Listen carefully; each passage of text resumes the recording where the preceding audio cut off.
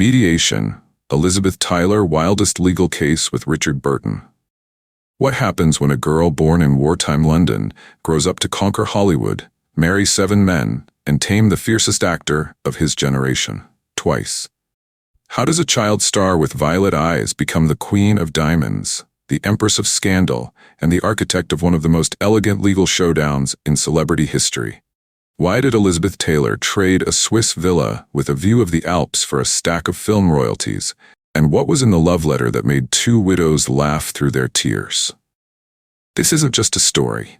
It's a saga of glamour and grit, of passion and paperwork, of Cleopatra-level chemistry and courtroom diplomacy.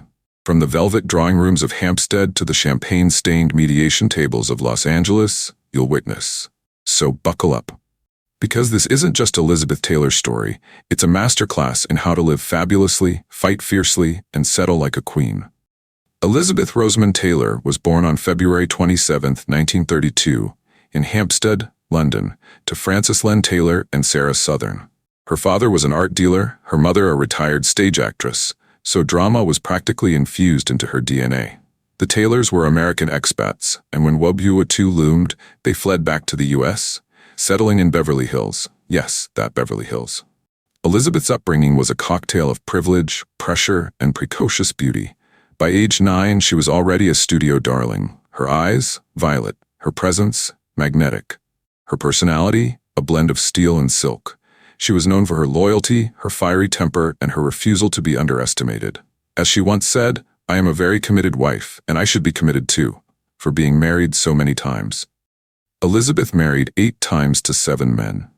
Each union came with its own bouquet of roses and stack of legal paperwork. But let's zoom in on the most legally tangled of them all, her relationship with Richard Burton. They met on the set of Cleopatra in 1961. Sparks flew, tempers flared, and soon the most expensive film ever made had birthed the most explosive romance Hollywood had ever seen. They married in 1964, divorced in 1974, remarried in 1975, and divorced again in 1976. Their love was volcanic, and their disputes equally so. When Burton passed away in 1984, a legal dispute arose over the rights to certain shared properties and royalties from films they starred in together. Elizabeth, ever the queen of grace under fire, opted for mediation rather than litigation. Why? Because, as she reportedly told her lawyer, "I've had enough courtroom drama to last 3 lifetimes. Let's settle this like grown-ups, or at least like grown-ups who've been married twice." The mediation took place in Los Angeles in early 1985. The parties involved included Elizabeth Tylor, represented by her longtime attorney, Neil Papiano; Burton's estate, managed by his widow, Sally Hay Burton, and legal counsel from London; third-party studios, including 20th Century Fox, who held rights to Cleopatra and Who's Afraid of Virginia Woolf; the mediator, a silver-haired gentleman named Judge Marvin Goldstein, known for resolving celebrity disputes with the finesse of a ballet dancer and the patience of a saint. The dispute centered on royalties from re-releases and international syndication, ownership of a villa in Switzerland, rights to personal letters and memorabilia, Elizabeth's tactic, charm, candor, and a touch of theatrical guilt. She reportedly opened the session by saying, "Richard would have hated this. He'd have thrown a decanter at the wall and stormed out. Let's not make this harder than it needs to be."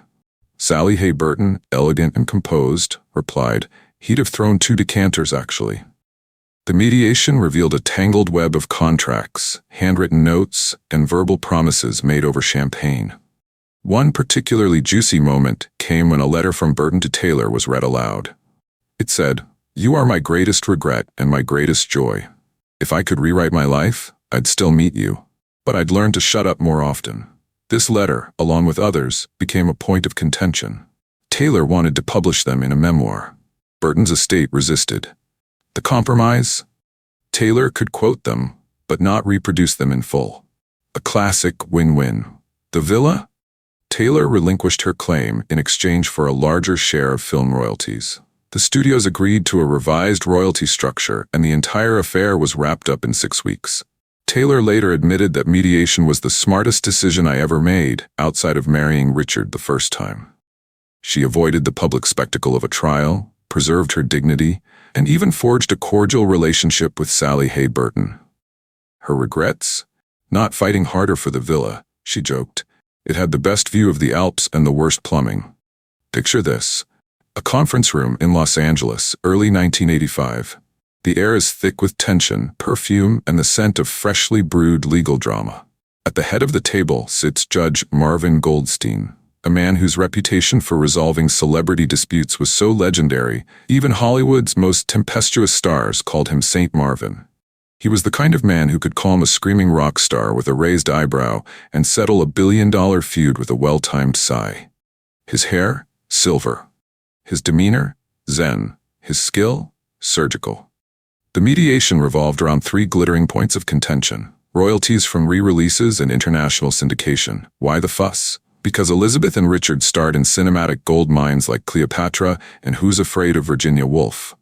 These films were still raking in cash from global re-releases, TV syndication, and VHS sales. Remember those? The contracts were ancient, vague, and written in a time when no one foresaw the rise of cable networks in Botswana airing Cleopatra at 2 a.m. Elizabeth wanted her fair share. Burton's estate wanted clarity, the studios wanted peace, and Judge Goldstein wanted lunch. Ownership of a villa in Switzerland. Ah, the villa. Nestled in the Swiss Alps, with a view so divine it could make a monk weep. Elizabeth and Richard had spent many wine-soaked summers there, arguing, laughing, and occasionally throwing furniture. After Burton's death, both Tylor and his widow Sally Hay Burton laid claim to it. Why the dispute?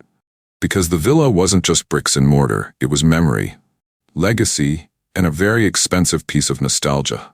Elizabeth loved it. Sally inherited it. The plumbing, however, was universally hated. Rights to personal letters and memorabilia. Now here's where things got juicy. Burton had written Elizabeth dozens of letters, some poetic, some profane, all deeply personal. Elizabeth wanted to publish them in her memoir. Burton's estate balked, fearing scandal, invasion of privacy, and possibly a resurgence of tabloid madness. One letter read aloud during mediation. "You are my greatest regret and my greatest joy. If I could rewrite my life, I'd still meet you, but I'd learn to shut up more often." Cue gasps, sniffles, and a dramatic pause worthy of an Oscar. Elizabeth didn't walk into mediation like a wounded widow. She sashayed in like a seasoned queen. Her opening line? Richard would have hated this. He'd have thrown a decanter at the wall and stormed out. "Let's not make this harder than it needs to be." To which Sally Hay Burton, elegant and composed, replied with a dry smile. He'd have thrown 2 decanters, actually. And just like that, the ice cracked. The women weren't enemies, they were survivors of the same tempest. Elizabeth used charm like a scalpel, candor like a shield, and guilt like a velvet whip. She reminded everyone that this wasn't just about money, it was about legacy, love, and letting go. The mediation unearthed a labyrinth of handwritten notes scribbled on cocktail napkins, verbal promises made over Dom Perignon. Contracts written in the 1960s with clauses like in perpetuity, unless otherwise agreed over brandy. It was chaos. But Judge Goldstein, with the patience of a saint and the precision of a surgeon, untangled it all. The compromise? Elizabeth could quote Burton's letters in her memoir, but not reproduce them in full. She relinquished her claim to the Swiss villa in exchange for a larger share of film royalties. The studios agreed to a revised royalty structure, ensuring everyone got paid without needing a second mortgage to fund the lawyers. The entire affair? Wrapped up in 6 weeks. No trial, no tabloids, just tea, tact, and a touch of Tylor magic.